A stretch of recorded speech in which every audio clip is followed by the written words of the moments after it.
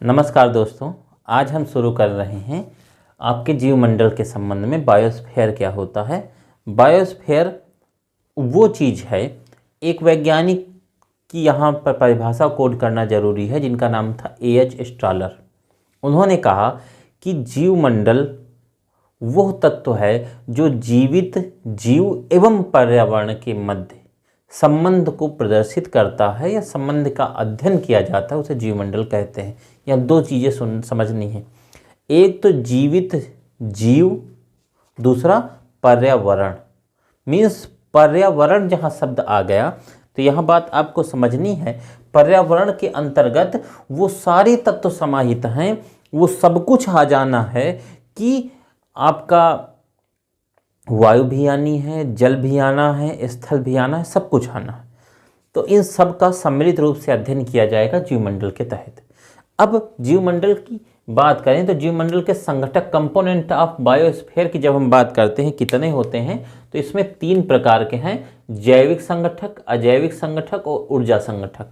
कितने प्रकार के? 3 प्रकार के, बायोटिक, अबायोटिक और एनर्जिक।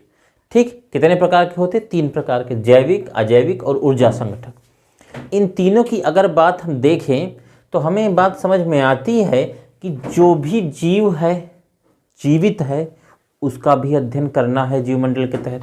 अजैविक तत्व जो हैं उनका भी अध्ययन करना। अब आप कहेंगे अजैविक कैसे? अभी हमने 2 शब्द बोले, एक बोला जीव, ठीक, इसके अंतर्गत 2 लोग आएंगे। जीव के अंतर्गत 2 लोग, एक जंतु और दूसरा पादप, अर्थात पेड़ पौधे वनस्पतियां। ठीक, एक तो इसके अंतर्गत जंतु आएगा, दूसरे इसके अंतर्गत प्लांट्स या पादप वनस्पतियां आएंगी। इन दोनों का अध्ययन करना किसके तहत? जीव के तहत। और दूसरी चीज हमने क्या बोली? A.H. स्ट्रॉलर के अनुसार पर्यावरण। क्या बोला?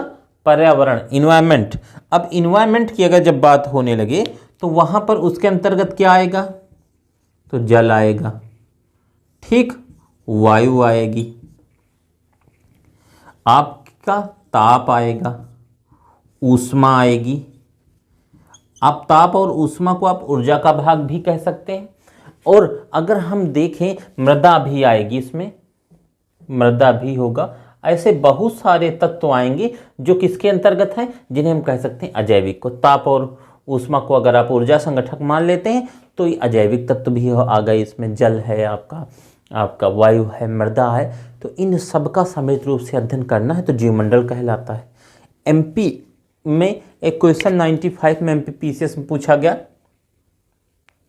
फिर उसके बाद वो कंटिन्यू सर्कुलेट हो रहा है। आज भी एग्जाम में पूछा जाता है कि जीवमंडल की परत की मोटाई कितनी है। ये क्वेश्चन खूब पूछा जाता है। तो आंसर है 20 से 30 किलोमीटर, जो 95 में भी सही हुआ था। उसके बाद कंटिन्यू आपने सीटेट एग्जाम में भी पाया, टेट में भी पूछा जाता है, स्टेट के PCS एग्जाम में भी पूछ लिया जाता है। अभी बिहार में भी ये क्वेश्चन पूछा गया कि जीवमंडल की मोटाई कितनी है, तो 20 से 30 किलोमीटर मोटा जीवमंडल होता है। पूरी बात एक एक कर समझने का प्रयास होगा, पूरी बात आपको तक पहुंचाई जाएगी। पहला है 30 किलोमीटर मोटी वायु, जल, स्थल, मिट्टी तथा शैल की परत होती है पृथ्वी के परितः। यहां देखो क्या लिखा है, 30 किलोमीटर मोटी परत होती है जो कि परितः होती है जीवमंडल की। 30 किलोमीटर कैसे हो जाती है मोटी? इसमें इंक्लूड किया जाता है जमीन के नीचे भी और जमीन के ऊपर भी। परत जो है पृथ्वी का, जो लिथोस्फीयर है जिसे हम कहते हैं, ऊपरी का जो भाग है पृथ्वी का, स्थल मंडल जिसे बोला जाता है। देखो, जीवमंडल के अंतर्गत हम जलमंडल पढ़ेंगे, वायुमंडल पढ़ेंगे, स्थल मंडल पढ़ेंगे, ये सब पढ़ेंगे, ठीक है। तो अब जब जीवमंडल की बात आती है तो 30 किलोमीटर मोटाई कैसे हो जाती है? जो भी पृथ्वी की सतह के ऊपर वायु है, इसमें भी कीड़े हैं, इसमें भी जीव जंतु उड़ रहे हैं, पक्षी उड़ रहे हैं।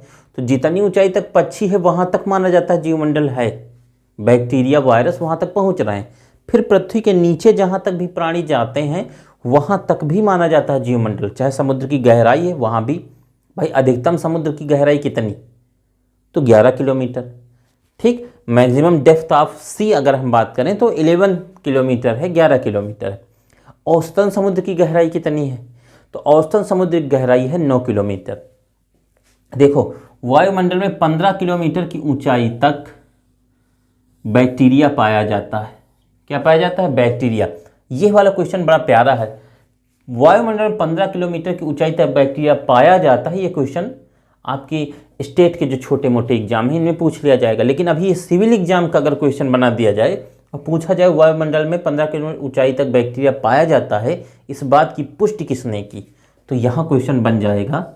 अच्छा, ये नहीं सिर्फ ये बड़े एग्जाम का ही क्वेश्चन हुआ, ये क्वेश्चन तो छोटे एग्जाम में भी अब आ सकता। नासा जो कि अंतरिक्ष एजेंसी है, कहाँ की है? तो अमेरिका की है। नासा यूएसए द्वारा ये बात बताई गई कि बैक्टीरिया 15 किलोमीटर की ऊंचाई तक पाया जाता है। ये बात किसने बताई सबसे पहले? फर्स्ट ऑफ ऑल तो नासा ने बताई। दूसरा है 9 किलोमीटर की गहराई तक जीव पाया जाता है। कहाँ पर पाया जाता है? तो सागरी भाग में पाया जाता है, समुद्र में पाया जाता है। लंबी जड़ें और बिलकारी जीव गहराई में जीवमंडल का निर्माण करते हैं। जो पृथ्वी के नीचे स्थल भाग में जहाँ तक प्राणी जाता है, तो जो हमारे जड़ जाती है अधिकतम जितनी गहराई तक, तो वहाँ तक माना जाता है कि वो जीव तो है ही, क्योंकि यहाँ भी हमने लिखा पादप है, वहाँ तक भी जीवन है। और उसके अलावा जो बिलकारी जीव होते हैं वो बिल बनाते हुए जितनी गहराई तक चले जाते हैं, वहाँ तक भी माना जाता है कि जीव। अभी यहाँ जब लंबी जड़ की बात आई तो पिछले वीडियो में हमने बात की भी थी, आप वो वीडियो डिस्क्रिप्शन में जाकर भी देख सकते हैं और प्लेलिस्ट पर भी जाकर देख सकते हैं। इन्वायरमेंट का पूरा आपको वहाँ से भी सारे क्वेश्चन मिल जाएंगे। लंबी जड़ें जो अधिकतम किस संस्तर तक मृदा में जाती हैं, यह क्वेश्चन ये भी पिछले बार हमने बताया था, तो सी संस्तर तक जाती हैं। बिलकारी जीव अधिकतम कितनी गहराई तक अपना बनाते हैं, तो उसका कोई क्लियर लिमिट नहीं, क्योंकि उनमें हाइबरनेशन की बात होती है, जिसको बोलते हैं शीत निद्रा में वो चले जाते हैं। कुछ जीव ऐसे भी होते हैं बिलकारी की बिल बनाते बनाते, और यदि उनका मौसम परिवर्तित हो गया तो वहीं छिप के बैठ जाते हैं, तो गहराई बढ़ भी जाती है उनकी। लेकिन फिर भी टोटल जो अधिकतम गहराई अभी तक जीवमंडल की ज्ञात है वो कितनी है? 30 किलोमीटर। और ऐसे जनरली माना जाता है तो 20 से 30 किलोमीटर जीवमंडल की गहराई मानी गई है। क्लियर? ठीक, नोटेड। अब स्टार्ट करते हैं। जीवमंडल में आगे बढ़ते हैं तो पता चलता है कि जीवमंडल कैसे चलता है। जीवमंडल में जो जीव और पर्यावरण अभी बात हुई थी कि उसके मध्य जो आपसी संबंध है वो कैसे चलता है। पहली बात, ये क्वेश्चन इंपॉर्टेंट है, जरूर याद रखना, और इस क्वेश्चन को अंडरलाइन कर लेना महत्वपूर्ण होने के कारण, कि जैव भू रासायनिक चक्र कैसे चलता है। जैव भू रासायनिक चक्र बायो या भू जैव रासायनिक चक्र भी कहते हैं, बायो जियोकेमिकल साइकिल कैसे चलता है? जैव भू रासायनिक चक्र के माध्यम से जीवमंडल का चक्र चलता रहता है। होता यह है, कोई एक प्राणी मरने के बाद वो सड़ने के बाद मृदा में मिला, फिर उसके बाद वहाँ से अन्य पादप चले, तो ये चक्र बराबर चलता रहता है जीवित प्राणियों में। कैसा? जैव पहले जीव था, है ना, जीव था, वो मरने के बाद भव मतलब पृथ्वी में मिला, सड़ के मिल गया, मिलने के बाद क्या बना? उसके शरीर से टूट के क्या निकले? रसायन निकले, लिपिड्स, यूरिया, कार्बोहाइड्रेट, ये सब कुछ जाके कहाँ पर पड़ा? जमीन में। फिर वहाँ से पादप उग के खड़ा हुआ, फिर उसने ऊष्मा अवशोषित की प्रकाश संश्लेषण से, फिर उसको किसी उत्पादक ने खाया, फिर उस उत्पादक को किसी उपभोक्ता ने खाया, फिर द्वितीयक उपभोक्ता ने उसको खाया, फिर तृतीयक उपभोक्ता ने उसको खाया, तो ये प्रक्रिया चलिए, फिर वो मरे, फिर मृदा मिले, तो ये प्रक्रिया बराबर चलती रहती है। इसको कहते हैं बायो जियो केमिकल साइकिल। अब बात आई कि पारिस्थितिकी तंत्र एक आधारभूत कार्यशील इकाई है। ये क्वेश्चन कई बार पूछा जा चुका है। पारिस्थितिकी तंत्र निम्न में से कैसी इकाई है? तो एक आधारभूत कार्यशील इकाई है। कैसी है? फंडामेंटल एग्जीक्यूटिव यूनिट है ना। कैसी है? एक पारिस्थितिकी तंत्र एक आधारभूत कार्यशील इकाई है। ठीक, अब ये वाला प्रश्न भी याद रखना, ये दोनों प्रश्न महत्वपूर्ण हैं, जैव भू रासायनिक चक्र और आधारभूत कार्यशील इकाई। अब एक बात आती है, आगे बढ़ते हैं, तो जीवमंडल के उपतंत्र क्या हैं? सब सिस्टम ऑफ बायोस्फीयर क्या है? इसके बाद अभी स्थल मंडल, वायुमंडल और जल मंडल की भी बात होगी, उसके पहले ये बात हो लेना अनिवार्य है कि जीवमंडल के उपतंत्र कौन कौन से हैं। तो जीवमंडल के दो प्रकार के उपतंत्र हैं। एक पार्थिव बायोम तंत्र है जिसे टेरेस्ट्रियल बायोम सिस्टम कहते हैं, और दूसरा है जलीय बायोम तंत्र। यहाँ हमने लिखा पार्थिव बायोम तंत्र जो है, जो जमीन के ऊपर पाया जाता है, तो उसमें पादप होते हैं। पादप मतलब पेड़ पौधे, घास और खेतों में जो होता है। जंतु मतलब जो जीवधारी घूम रहे हैं, गाय भैंस बकरी बैल कुत्ता बिल्ली, ये सब किसके अंतर्गत आ गए? जंतु तंत्र के अंतर्गत। जंतु में ही मनुष्य भी है, जंतु तंत्र में ही, ठीक। और तीसरा है मृदा तंत्र, अर्थात जो मिट्टी यहाँ पाई जाती है। तो कितने प्रकार की चीजें हुई? पादप तंत्र, जंतु तंत्र और मृदा तंत्र। देखो पार्थिव बायोम में, समझना अभी बात को। दूसरा बायोम कौन सा है? जलीय बायोम तंत्र। जलीय बायोम तंत्र कितने भागों में विभक्त है? पादप तंत्र, जंतु तंत्र और एक तंत्र अलग है जिसको कहते हैं पोषक तंत्र। और यहाँ एक तंत्र वही अलग है, मृदा तंत्र, ठीक है। अगर कहें कि पार्थिव बायोम और जलीय बायोम में निम्न में से कौन से ऐसे हैं जो पाए नहीं जाते या दोनों में पाए जाते हैं, तो दोनों में पादप तंत्र जंतु तंत्र है। दोनों में पादप तंत्र और जंतु तंत्र। कौन सा अलग है? तो यहाँ अलग है मृदा तंत्र। किसमें? पार्थिव बायोम में। निम्न में से कौन सा ऐसा है जो पार्थिव बायोम में पाया जाता है? कौन है? मृदा तंत्र। कौन सा ऐसा है जो पोषक? अब समझो, पादप जलीय बायोम में किसको कहते हैं? तो शैवाल को कहा जाता है, जो काई जिसको हम लोग बोलते हैं, जो ऊपर ऊपर हरे कलर की या भूरे कलर की पाई जाती है किसी भी जलाशय के ऊपर, झील के ऊपर, वो पादप हो गए। जंतु हो गए वहाँ पर पाए जाने वाले छोटे पिस्सू, मछलियाँ तथा बड़ी मछलियाँ, ये किसके अंतर्गत आ गई? जंतु तंत्र के अंतर। अब बात आई पोषक तंत्र क्या होता है। तो पोषक तंत्र होते हैं वहाँ पर पाए जाने वाले सूक्ष्म जीव, वो क्या कहलाते हैं? पोषक तंत्र कहलाते हैं। क्लियर? तो कितनी बातें हुई? 3 बातें यहाँ हुई, यहाँ भी 3 बातें हुई। पारिस्थितिकी तंत्र के रूपांतरक कौन कौन से होते हैं? मॉडिफायर ऑफ इको सिस्टम किसको कहा जाता है? तो देखो 3 प्रकार के होते हैं। भौतिक रूपांतरक modifier, physical modifier, chemical modifier रासायनिक रूपांतरक, और बायोलॉजिकल रूपांतरक जीवीय रूपांतरक। कितने प्रकार के? 3 प्रकार के। भौतिक, रासायनिक और पारिस्थितिकी। भौतिक कैसा होता है? भौतिक है जैसे मान लीजिए पहाड़ बना है, नदी बनी है, पेड़ बना है, उसको हमने काट दिया, काट के हटा दिया, तो कैसा हमने मॉडिफाई किया है? भौतिक। कैसा किया? भौतिक। अम्लीय वर्षा हो गई जलाशय में, वो अम्लीय वर्षा हो गई, उससे वहाँ के कीड़े मर गए, तो पारिस्थितिकी तंत्र में जो परिवर्तन आया वो कैसा है? रासायनिक परिवर्तन है। अगर हमने जीवी परिवर्तन की बात की, एकाएक कोई ऐसा बैक्टीरिया फैल जाए, कोई ऐसा जीवाणु फैल जाए, किसी जीवधारी की वृद्धि अधिक हो जाए, किसी जीवधारी की कमी हो जाए, तो एक ऐसा परिवर्तन कहलाता है जीवी। जैसे गिद्धों की संख्या एकाएक कम हुई, शेर की संख्या कम हुई, ये कैसा रूपांतरण है? जीवी। और मनुष्य की संख्या, बंदर की संख्या, मच्छर की संख्याएं बढ़ी हैं, ये भी कैसा परिवर्तन है? जीवी।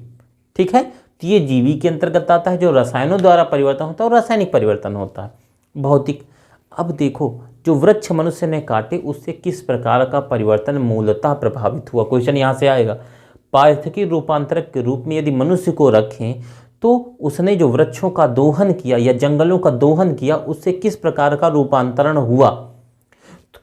भौतिक हुआ, रासायनिक हुआ, जीवी हुआ, या उपरोक्त में से सभी प्रकार का हुआ?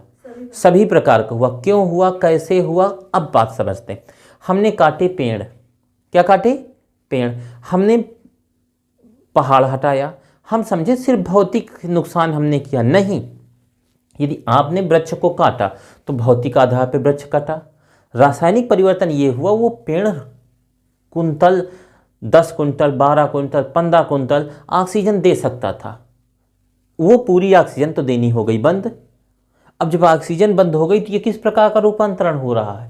उस पूरे परिक्षेत्र में जहाँ की पारिस्थितिकी की बात करें। अच्छा, एक बात समझना हमारी, अगर हमने एक पीपल का पेड़ काटा, भाई पीपल का पेड़, नीम का पेड़, बरगद के पेड़, ये पेड़ ऐसे हैं जो कि ऑक्सीजन भारी मात्रा में देते हैं। पीपल 24 घंटे ऑक्सीजन देने वाला वृक्ष है।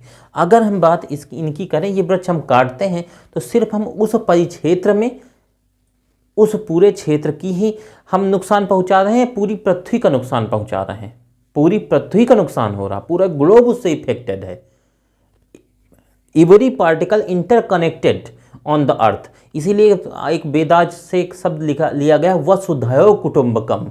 ये पूरा जगत, पूरा विश्व कुटुंब है, अर्थात एक परिवार है। यदि किसी एक को भी दिक्कत हुई तो दूसरे को दिक्कत होनी। अगर कुत्ता एक मरेगा और सड़ेगा तो वो सड़न की गंध सिर्फ उसी क्षेत्र में नहीं प्रभावित होगी, उसके कीड़े पूरी पृथ्वी को प्रभावित कर रहे होंगे। भाई कहीं की भी कोई भी चैन आप डिस्टर्ब करो, पूरी पृथ्वी उससे इफेक्टेड होती है ना। अगर हमने 10 क्विंटल ऑक्सीजन कम की तो पूरी प्रकृति की 10 क्विंटल ऑक्सीजन कम हो रही।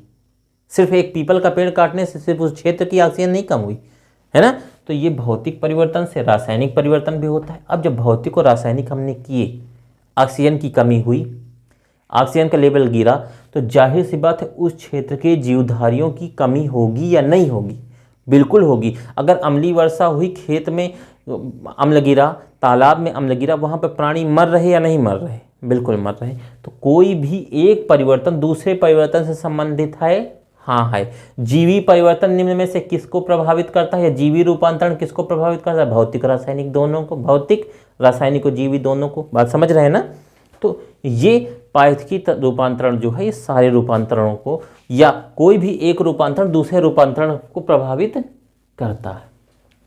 क्लियर? अगर हम देखें तो जीवमंडल के अंतर्गत ही बात होती है स्थल मंडल की।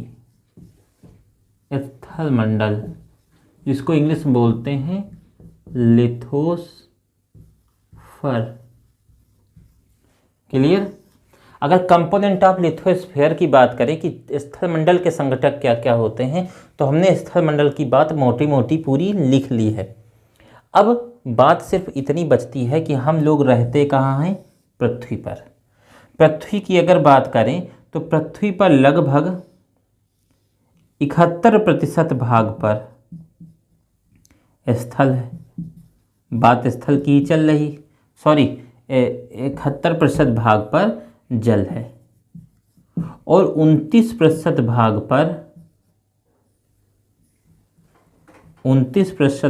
पर आपका स्थल है।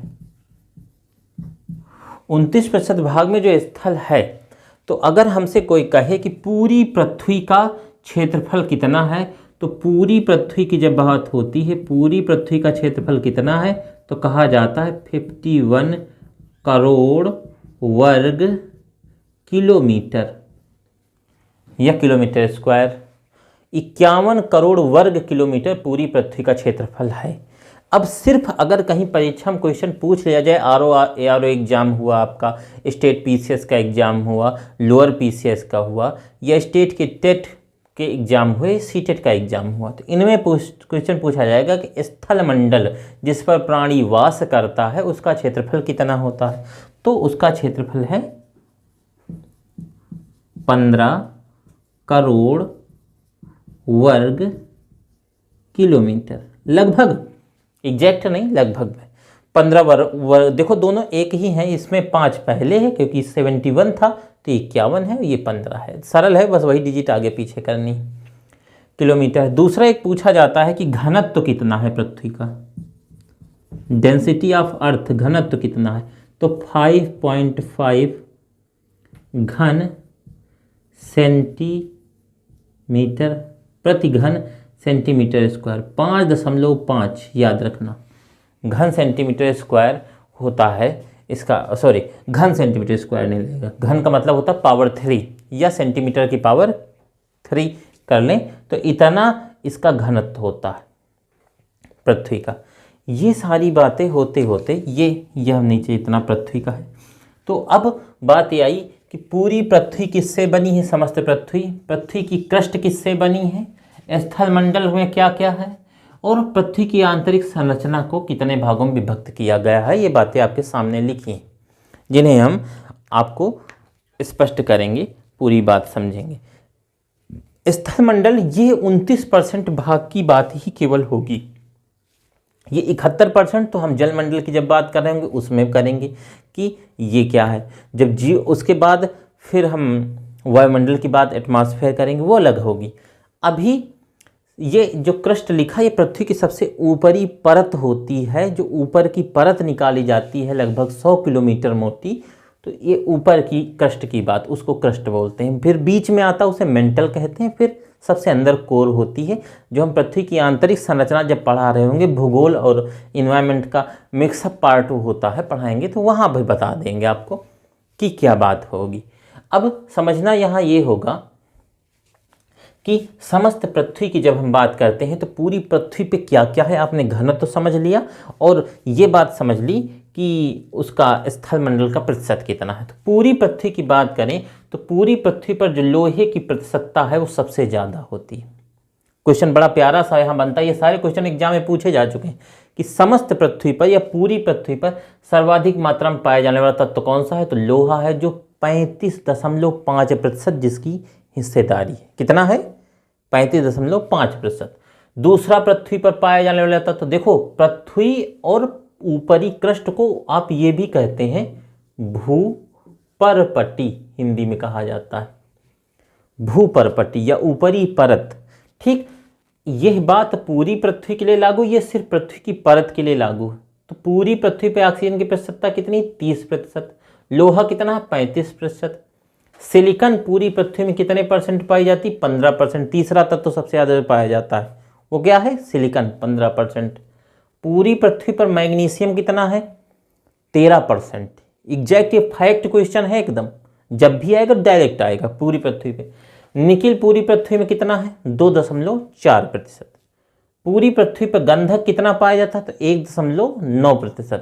इसे अगर हम राउंड फिगर में आपके टेट एग्जाम की बात करें तो 1.9 को आप लगभग 2% भी कह सकते हैं।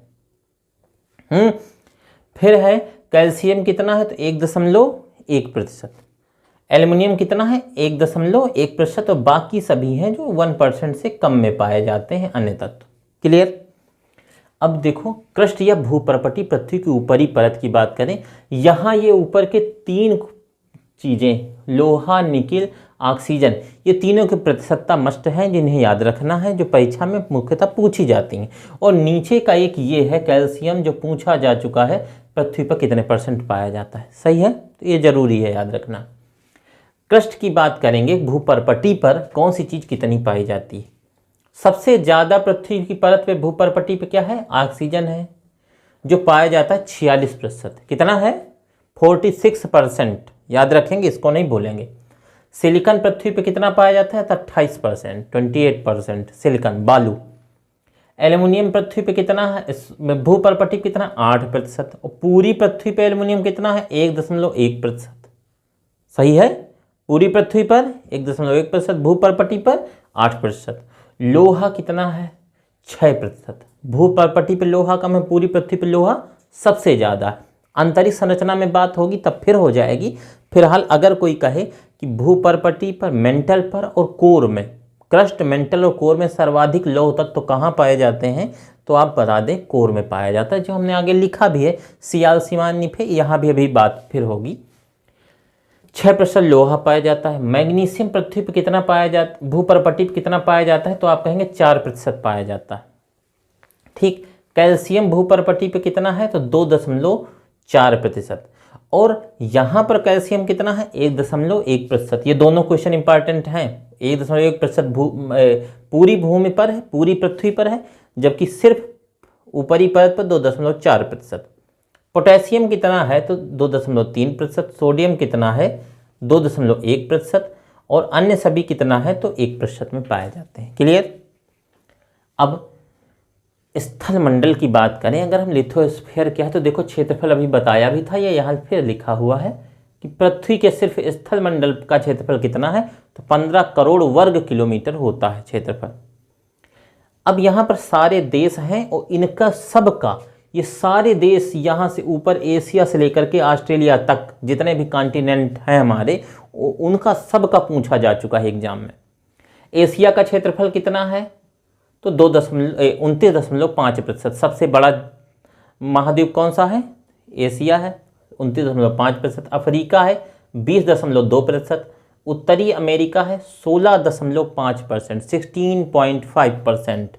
दक्षिण अमेरिका कितना है? 11.8%, मतलब 11.8%। अंटार्कटिका कितना है? 9.6, 9.6%। यूरोप यूरोपीय महाद्वीप का कितना है, तो 6.5%, 6.5%। और ऑस्ट्रेलिया कितना है, तो 5.3%, 5.3% में ऑस्ट्रेलिया। ये सबके सब देश महत्वपूर्ण हैं, इन्हें याद जरूर कर लीजिएगा। क्लियर। और आपकी आगामी परीक्षा, चाहे आप जो परीक्षा दें, रेलवे, पुलिस तक की परीक्षाओं में यहाँ से प्रश्न जरूर आते हैं, बड़ी परीक्षाओं में तो आते ही आते हैं, और जानना भी जरूरी है, क्योंकि कई बार हमसे परसेंटेज नहीं पूछता परीक्षा में, परसेंटेज नहीं पूछता, कहता है इन्हें आरोही क्रम में लगा दें, इन्हें अवरोही क्रम में लगा दें पृथ्वी पे पाए जाने वाले आधार पर, तो वहाँ के आधार पर भी ये प्रश्न सही होते हैं। दूसरा आता है हमें परसेंटेज दे देता है और ये दे देता है, वो कहता है कि निम्न में से मिलान कर सही उत्तर की जांच करें, तब वहाँ भी ये क्वेश्चन बन जाते हैं। तो ये क्वेश्चन महत्वपूर्ण है आपकी परीक्षा को लेकर। अब भाई पृथ्वी की आंतरिक संरचना देखो, हमने 3 भागों में बांटा। ये ऊपर जो है हमारा, ये रासायनिक आधार पर है, बीच में भूकंपीय आधार पर, और नीचे हमने लिखा है आधुनिक विचारधारा के आधार पर। ठीक, तो पहले ऊपर से ही लेते हैं। रासायनिक आधार पर पृथ्वी की आंतरिक संरचना 3 भाग में बटी है, सियाल, सीमा और निफे। कितने भाग? 3। सियाल का मतलब है सिलिका और एल्युमिनियम पाई जाती है। ठीक, ये ऊपरी परत पर पाया जाता है सियाल। मध्य भाग की बात करें तो सीमा है, मतलब सिलिका और मैग्नीशियम पाया जाता है भारी मात्रा में। और जब निफे की बात करें तो ये कोर में पाया जाता है, जिसको बोलते हैं निकिल, और फेरिम या फेरस सबसे ज़्यादा पाया जाता है, ये कोर पर पाया जाता है। अभी वहाँ बात हुई थी कि पूरी पृथ्वी पर 35.5% लोहा पाया जाता है, तथा सिर्फ अगर हम बात करें भूपर्पटी पर तो 6% लोहा पाया जाता है, जबकि सबसे ज़्यादा लोहा कहाँ पाया जाता है, तो कोर पर। कहाँ पाया जाता है? कोर पर। ये देखो यहाँ लिखी है ना, क्रस्ट, मेंटल और कोर। क्रस्ट का मतलब ऊपरी भाग, मेंटल का मतलब है मध्य भाग, और कोर का मतलब है सबसे निचला भाग पृथ्वी का, जिसको केंद्रीय भाग कहते हैं। सबसे गर्म भाग भी कौन है? कोर ही है। तो ये आधुनिक विचारधारा है, मॉडर्न आइडियोलॉजी है फॉर द अर्थ इंटरिक पोर्शन की, कि उसका आंतरिक संरचना उसकी कैसी है। सियाल, सिया, निफे भी आपने समझ लिया। अब भूकंपीय आधार को पृथ्वी को कितने भागों में बांटा गया है, तो सबसे ऊपर स्थल मंडल, जिसको बोलते हैं लिथोस्फेयर। क्लियर। दूसरा है मिश्रित मंडल, जिसको बोलते हैं पायरोस्फेयर। क्या बोलते हैं? पायरोस्फेयर। इंग्लिश वर्जन जरूर लिख लेना। और सबसे नीचे पाया जाता है जिसको बोलते हैं बैरीस्फेयर। इंग्लिश नाम जरूरी है। स्थल मंडल को बोलते हैं लिथोस्फेयर, जो देखो ऊपर हमने लिखा है। मिश्रित मंडल के लिए हम लिख देते हैं यहाँ पायरोस्फेयर, और बैरीस्फेयर तो होता ही है, ये तो सामने ही लिखा। ये 3 प्रकार के मंडल हैं जो कि आपके भूकंप का आधार मानते। अब देखो बात यहाँ अगर हम इन सब की करें तो ये महत्वपूर्ण है आपकी परीक्षा को लेकर। आप इन सब को बारीकी से पढ़ लें, समझ लें। स्थल मंडल पर जितनी भी ये महत्वपूर्ण बातें हैं। अब इसके बाद आता है कि पृथ्वी के ऊपर जो आंतरिक संरचना, वहाँ प्राणी रहते हैं, वहाँ पर वायु चलती है, ये सारी बातें होती रहेंगी। अब इसके अलावा जैसे एक चीज़ पूछ ली जाती है, शैल कौन कौन से पृथ्वी पे पाए जाते हैं, तो हम कहते हैं शैल 3 प्रकार के पाए जाते हैं, आग्नेय शैल, अवसादी शैल और रूपांतरित शैल, जिसके अंतर्गत आपके क्वार्टजाइट, फेल्सपार, ये सब कुछ आते हैं। तो वो छोटा सा छूट गया है, तो उसे हम अगली क्लास में ले लेंगे। फिलहाल ये आज की क्लास हमारी यहाँ तक रही, जो आपने देखी, और इसको आशा है आप पूरा बारीकी से समझेंगे। अगर आपको और ठीक से समझना है ऑनलाइन मोड में, तो आप ये क्या करें, इसका पूरे का स्क्रीनशॉट ले सकते हैं और इसको लिख करके रख लीजिएगा मजबूती के साथ, जिससे कि आपको आगे भी तैयारी करने में कोई दिक्कत ना आए। तो हमारी आज की क्लास यहीं तक रही, मिलते हैं अगली क्लास में, तब तक के लिए नमस्कार।